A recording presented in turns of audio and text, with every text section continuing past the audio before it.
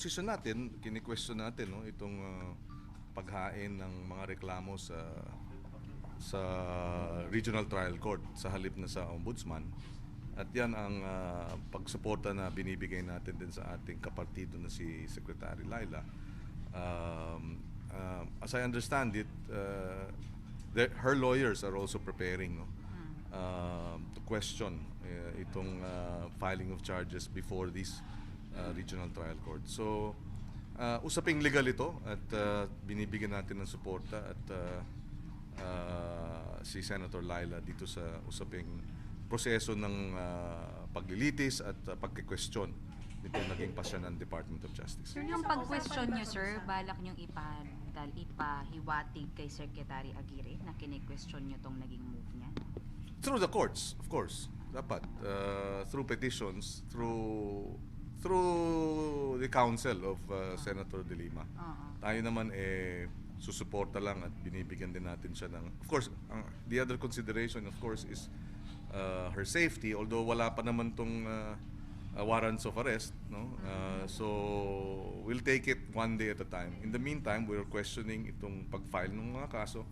Naniniwala tayo na hindi credible yung ebidensyang ginamit at yung testimonya ng mga convicted na mga drug lords at binigyan pa ng inaabsuelto pa sila dun sa kanilang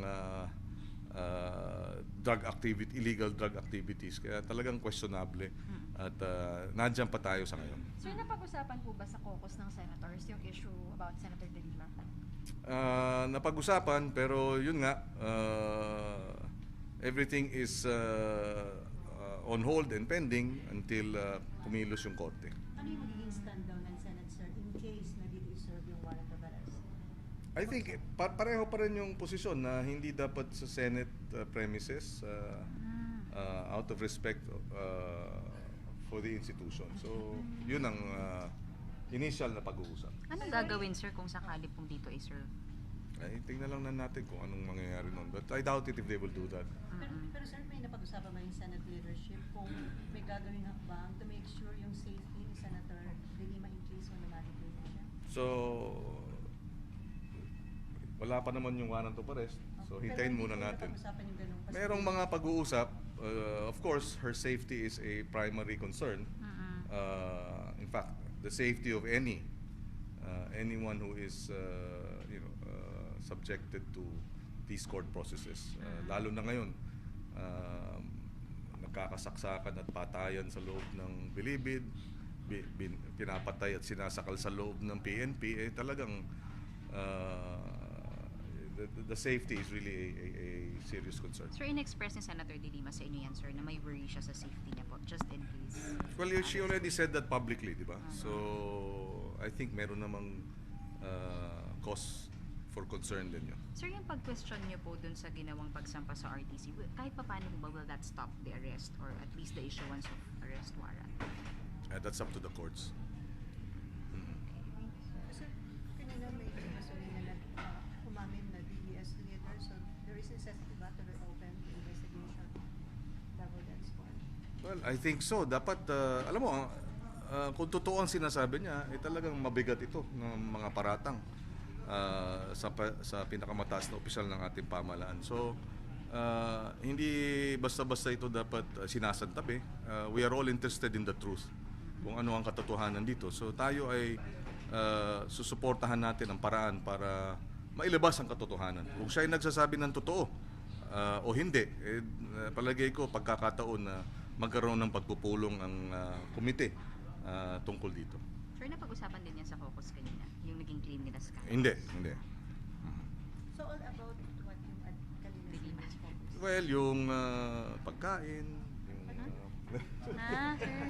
may pinag-usapan din yung hearing ng public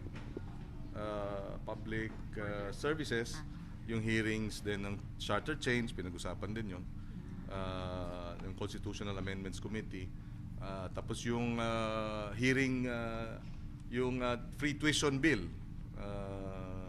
na tinatalakay dito sa pinag-usapan din. So may mga items din ng legislation na pinag-usapan.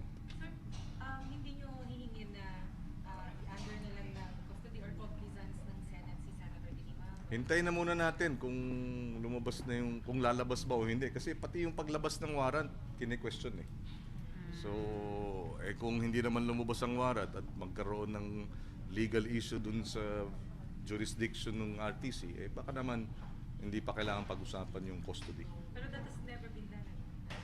Nirequest ng Senate ang custody or yung cognizance. Wala pa ata.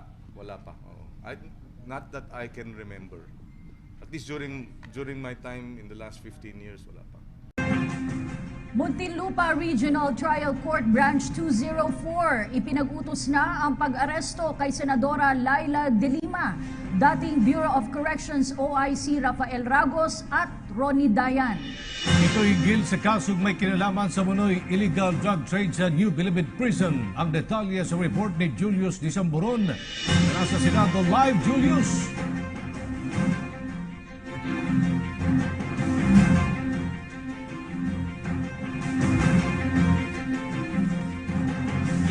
Salamat at magandang gabi, Cathy and Aljo. 2:00 nga ngayong hapon, naglabas na ng warrant of arrest si Executive Judge Juanita Guerrero.